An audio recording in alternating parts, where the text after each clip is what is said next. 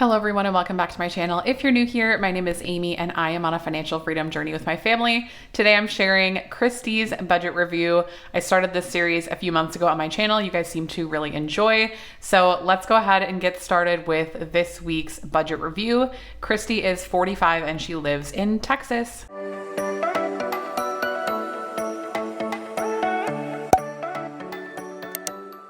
All right, so Christy works as a customer service representative. It looks like she works from home and her husband is a disabled veteran. So it doesn't sound like he is currently working. They are married and have one child. Another note that she had put in her budget review is that her husband and her do not combine finances. So he actually gives her a lump sum every month to cover his half of the mortgage, utilities, etc. Some of those combined finances. So just wanted to note that before we get into the details. Her annual gross income is about $47,000. Her short-term financial goals are to get 1 month ahead, pay off their medical debt, and build back up their savings. So her current debt breakdown, she does have a credit card at 0% interest for $523 total. They have some medical debt for $4,383, a personal loan for just over $1,800, and she does have student loans at $21,000 that are currently in forbearance. They do have some savings. So in their high yield savings account, they have $180, $173 in just a regular savings, and $1,877 in a sinking fund. Another thing to note is that they do not escrow their homeowners insurance and property taxes. So some of this sinking fund is to set aside for those items. She does currently have a Roth IRA, and that is at $4,723. Her biggest financial struggle is not feeling like she has enough income to cover their expenses. She also did talk about they are coming off of having 2 layoffs in the past 2 years. So it seems like she has been impacted a lot by layoffs. I know that's something that's unfortunately very common right now. So I'm glad that she seems to be in stable employment now. So that's great. But it sounds like she is still like seeking that stability from having that layoff in the past. And her long-term financial goals are having a 1-year emergency fund, becoming debt-free, and also paying off their house. So let's go ahead and go over Christy's debt overview. So as we discussed, Christy has 4 main debts. She has a credit card at $523 that's currently at 0% interest and a $40 minimum payment. She has a personal loan at $1,800. That is at almost 13% interest, and the payment is $40 a month for that one. And then she is on a medical payment plan, total balance about $4,300, and that's about $50 a month and no interest on that medical debt. And then she does have student loans that are currently in forbearance, and that's about $21,000. She did not say what the interest rate is, so that's definitely something I would add in here later, Christy, when you're kind of putting this in practice and working on this plan, is definitely add those back in here, because I think it's important to know, even though you're not making payments on this right now, it is still accruing interest, so definitely make sure you are tracking that. She did say she is on the SAVE plan right now for her student loans. I know there's been a lot of changes to that plan. I haven't been keeping up to date necessarily on those, but Christy, definitely do some research on the SAVE plan. There's a lot of like volatility right now with that, with the current administration. So make sure you're paying attention to what's going on with the SAVE plan. I don't exactly know. Like I said, I'm not well versed enough to like give advice on it right now, but there's a ton of really awesome channels on YouTube and people on Instagram who are sharing about that. So seek that information out. But yes, just make sure you're staying on top of that as you are in the SAVE plan. So my recommendation for Christy to pay off her debts would be to do a like modified debt snowball. I guess it really technically is a debt snowball, lowest balance to highest balance. It's not necessarily following the avalanche, but a little bit, because this credit card will not always be 0%. So that's kind of how I view that one. But I would definitely prioritize this credit card first, then working on the personal loan, and then working on the medical debt. Medical debt, to me, it's always going to be 0%, and they have you on a really good payment plan. So I wouldn't be like too crazy about like, you know, going hard to pay that one off first or anything. I would definitely get the credit card and the personal loan out of the way first, and then work towards that medical debt. At that point, I would start working on the student loans just to get rid of them, because I feel like it's a weight on you. You have $20,000 worth of debt that you could probably knock out relatively quickly, and it would take a lot of that stress off of you, and then you would be completely debt free. So that's my thoughts on the debt. Let's go ahead and go over Christy's budget next. All right, so let's get into Christy's budget. So I did not do a ton of editing necessarily to the budget that she did submit. She did say that her income is $4,260, which I believe is including the money that her husband gives her every single month to split some of these. So I did document the ones that they split and then the full amount, because I'm gonna go ahead and guess, based on the way she documented this, that she is paying the bills and he is giving her the money here. So money's coming in here, she's paying the full bill, and then I did put like her half of it over here. So it's kind of confusing how I listed it, I guess. But I did calculate it kind of both ways so that you can see what her half is and what the actual is, and that's including her husband's income up here. So we are working with a total income of $4,260 for the month. The mortgage total is $2,060. The homeowner's insurance and car insurance is $202 a month. Again, she does split that with her husband. Life insurance at $47.50. Utilities at $500 total that she splits. Then T-Mobile at $55. Now, again, I'm not positive on this one if this is like internet and cell phone or just internet. I'm going to go ahead and guess that it probably is just internet, because it doesn't look like this is one of the things that she listed as splitting with her husband. So if this is just internet, I'm not seeing cell phone in here, so that might be something that needs to be added, unless maybe her husband pays for that one and she pays for the internet.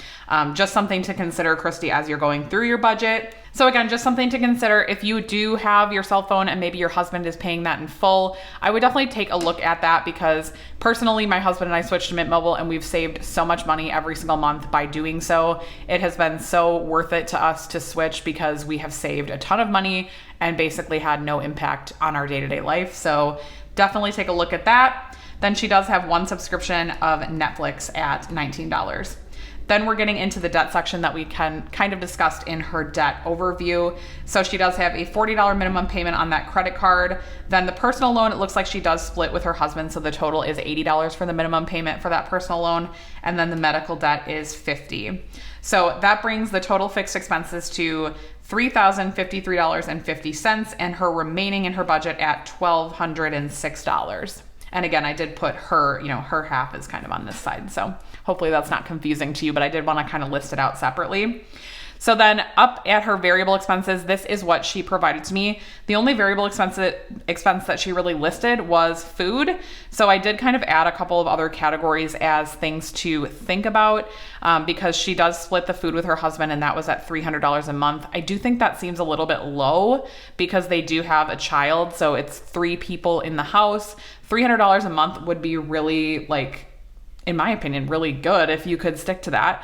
That's only $100 a person per month. So I'm guessing this might be low. So definitely something you want to take a look at to see if this is actually what you're spending. I'm going to go ahead and guess that this is probably not what you're actually spending, just because, like I said, for 3 people for a month, it might just seem a little bit low. So definitely consider bumping that up. And then, like I said, I didn't see any other variable categories, so I did go ahead and add in a miscellaneous category for $100. I didn't see gas listed in here. She does work from home, so it's possible that they're not, driving a lot. So maybe not needed, but I did put $50 here. And then personal for $100. I think it's good to have some sort of personal spending in your budget. So just something to consider. So I added $100 here. So with my additions, the total was $550 with the other half of this that's coming from her husband. So $550 for variable expenses. Again, seems pretty low for a family of 3. So definitely take a look at the last 3 months of expenses and make sure you're understanding what you're actually spending and make sure that that's actually realistic for you. And that leaves her total remaining at $656.50. So then we're going down to sinking funds. Again, she did not list any of these sinking funds in her budget specifically, but I know for a fact they have a home and they have a car. So I would definitely consider, if you don't already have sinking funds for these. She did reference in there that their sinking funds, part of it is for their property taxes. So they are saving for that, but I'm not 100% sure what that is per month. So make sure you're adding in that amount here for the property tax. And then, like I I said, having a home sinking fund and a car sinking fund, if you own a home and a car, you definitely want to be setting aside money for maintenance for those things, because inevitably things will come up. So even $100 or $75 a month can really be helpful to start saving for those things. And I know one of her goals was to, build up her savings. So I think that would be really helpful. So total sinking funds is $175. Again, definitely need to take a look at that property taxes and make sure you're saving enough for that as well. And that leaves our remaining at $481.50. So I did go ahead and just put that under the debt snowball category, because I think that it is a priority for you to at minimum pay off really this credit card. That's like the one that I would say is the most urgent, because you are on a 0%, I'm assuming, balance transfer. So that is kind of something that you want to get taken care of right away. And then maybe chipping away at that personal loan. Another thing to consider is savings. So they do relatively have pretty low savings from what I would like to see. So definitely, once you get that credit card paid off, I feel like you could work towards maybe splitting this into, maybe setting aside an extra $100 a month for savings, and then using the rest for working towards the debt snowball. Once you have your debt paid off, which I think, priority for me, I would probably work on getting these 3 paid off. The student loan is probably going to be something that's going to take a bit longer. So I wouldn't necessarily hold up doing additional saving or investing while working on the student loan, because again, it is pretty large and you don't have a huge amount left over every single month to really be making a huge impact on that. So I would probably shift after paying these 2 or 3 off to maybe focusing on savings for a while, getting in a better place here, and then working back on the student loan, and also maybe simultaneously working on some investing for retirement. Now, again, this is just based on what she has saved, so I'm not exactly sure on what her husband has for retirement or how that's exactly going to work for them.